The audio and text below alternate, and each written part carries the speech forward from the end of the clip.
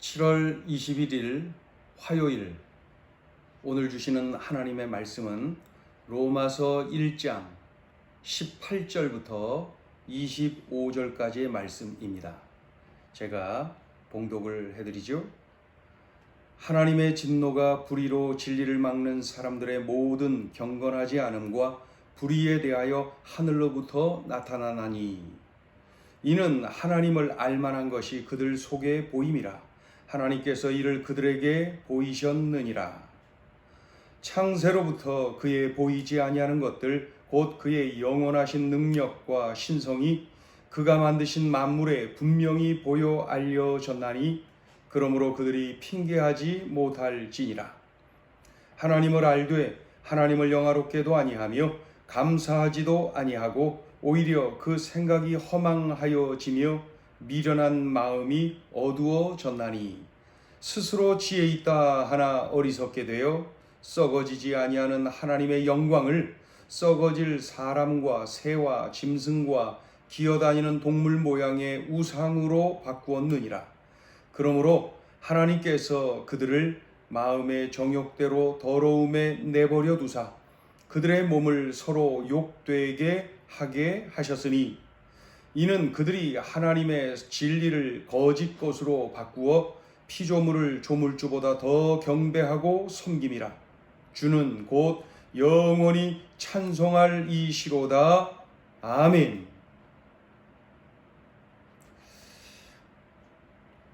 사탄은 달콤한 것으로 우리를 계속 유혹합니다. 쾌락으로 유혹을 하는 것이죠.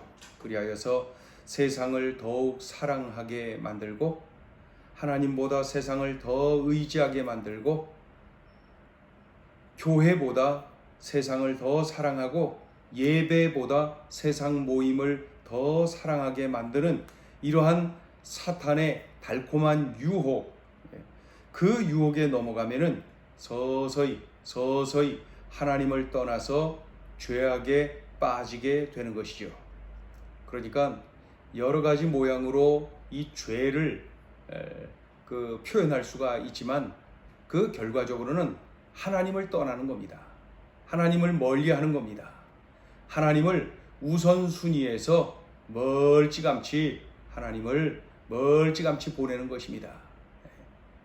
하나님을 향한 이러한 모습들이 바로 죄입니다.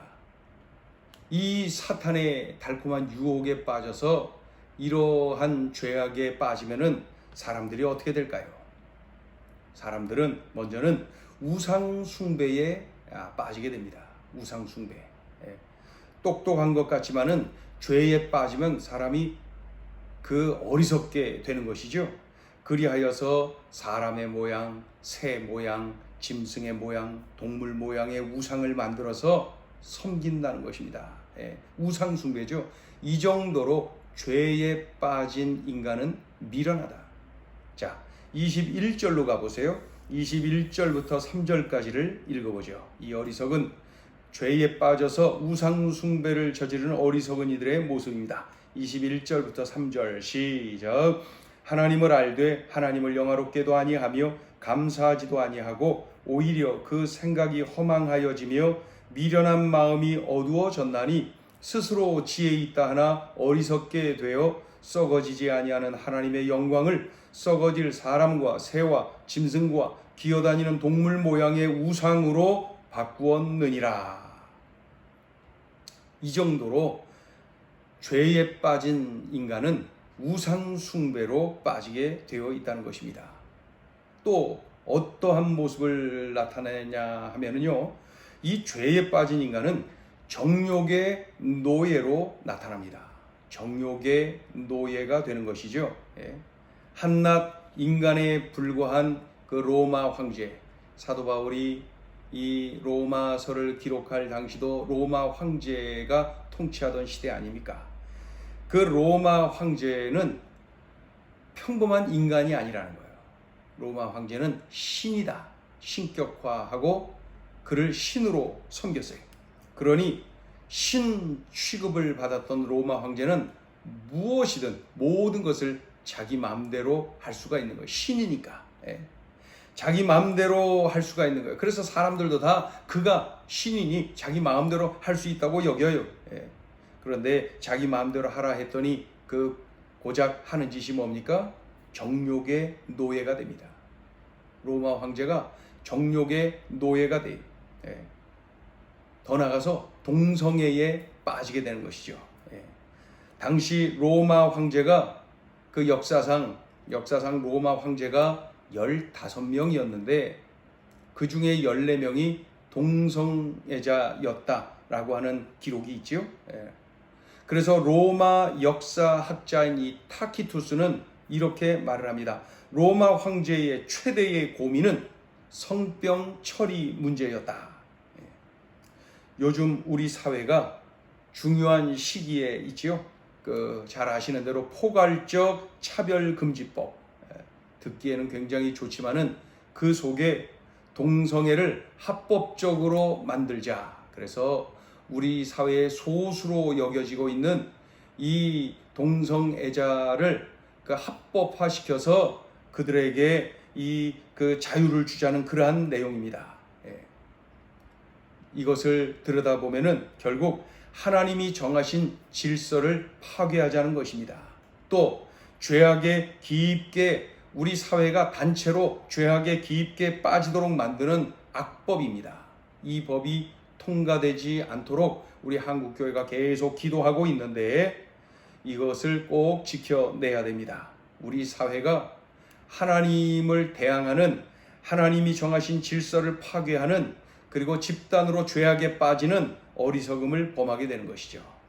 죄에 빠진 인간은 우상 숭배를 저지르게 되고 또 정욕의 노예가 된다. 그 샘플이 바로 로마 황제입니다. 예. 그렇다면 한번 읽어보죠. 24절 5절 읽어보죠. 시작. 그러므로 하나님께서 그들을 마음의 정욕대로 더러움에 내버려 두사 그들의 몸을 서로 욕되게 하게 하셨으니 이는 그들이 하나님의 진리를 거짓 것으로 바꾸어 피조물을 조물주보다 더 경배하고 섬김이라. 주는 곧 영원히 찬송할 이시로다. 아멘.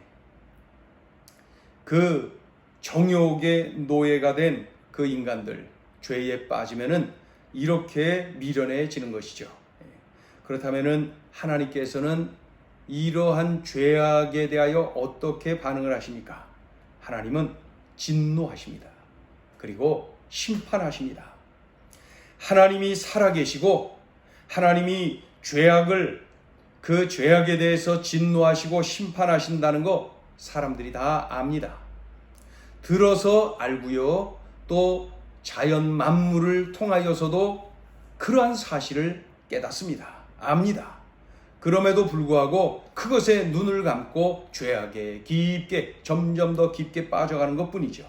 자, 읽어볼까요? 18절부터 20절 읽어보죠. 시작.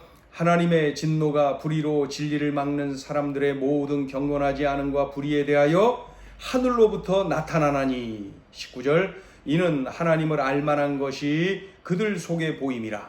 하나님께서 이를 그들에게 보이셨느니라. 20절. 창세로부터 그의 보이지 아니하는 것들 곧 그의 영원하신 능력과 신성이 그가 만드신 만물에 분명히 보여 알려졌나니 그러므로 그들이 핑계하지 못할지니라. 몰라서 그랬다느니 이런 핑계 댈 일 없다는 거예요. 하나님은 살아계시고 하나님은 불의에 진노하시고 심판하신다는 거 들어서 알고 배워서 알고 또 더 나아가서 자연 만물, 우주 만물 질서를 보면서 알고 알 수밖에 없다는 거예요. 알도록 만드셨다는 거예요. 그러니 핑계 댈 수가 없어요. 하나님은 분명히 불의에 대하여 진노하시고 심판하신다. 자, 오늘 주시는 메시지입니다. 첫째, 하나님은 불의를 심판하신다. 사탄의 유혹에 빠져서 우상 숭배를 하지요. 정욕의 노예가 되지요. 동성애까지 이르지요. 이런 불의에 우리 하나님이 진노하시고 심판하시는 거예요.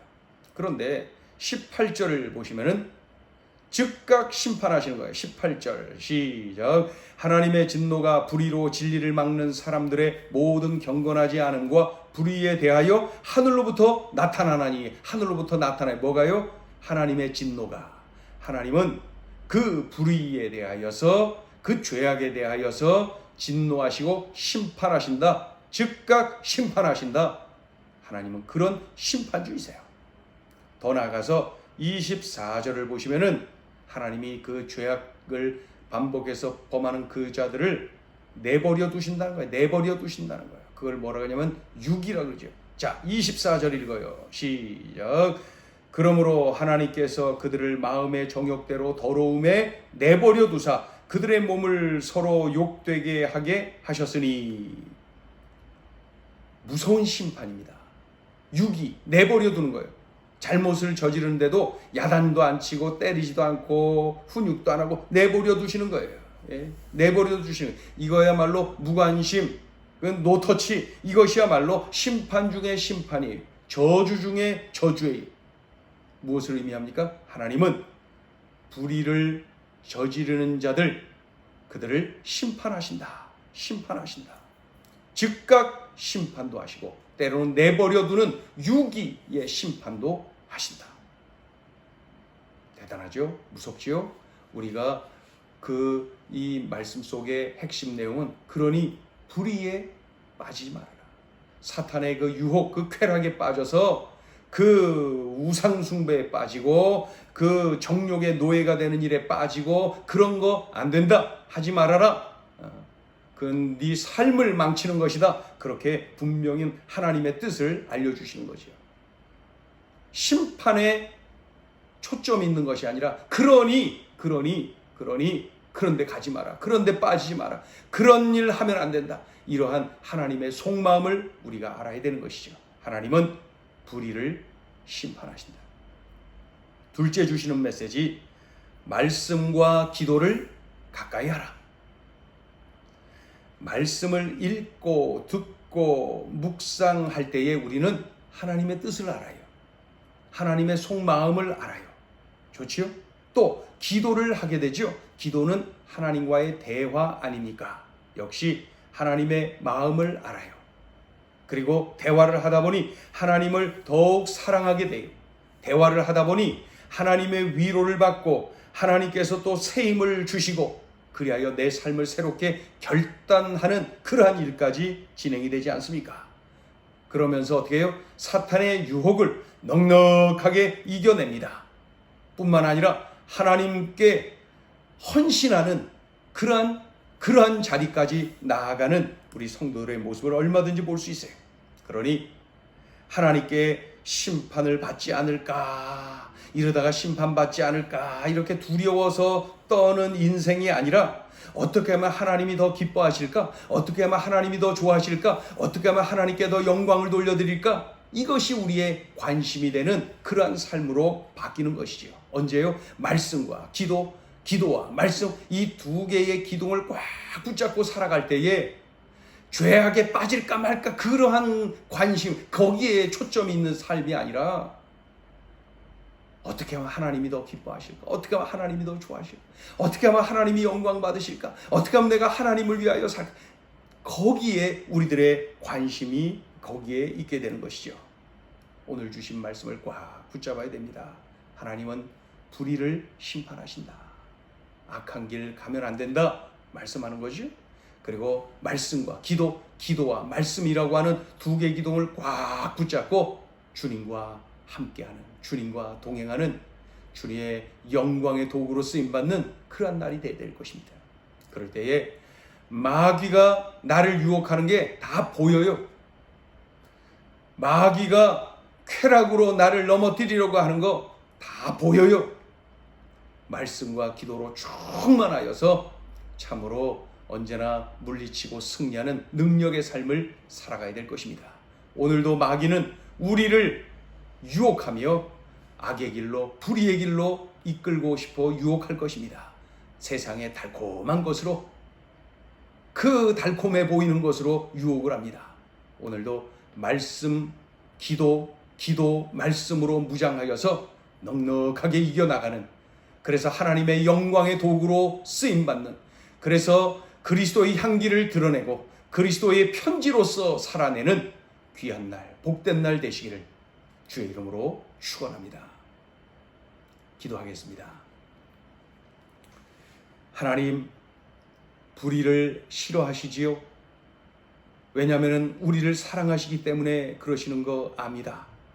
그럼에도 불구하고 세상의 유혹, 이 마귀의 유혹이 얼마나 달콤한지 주여 순간순간 흔들릴 때 있사오니 우리 모두가 말씀과 기도와 말씀으로 무장하여서 어떠한 유혹의 현장에서도 넉넉하게 이겨내는 하늘에 속한 사람, 그리스도인 하나님의 자녀들, 십자가 군사들이 다 되어지도록 은혜를 베풀어 주옵소서.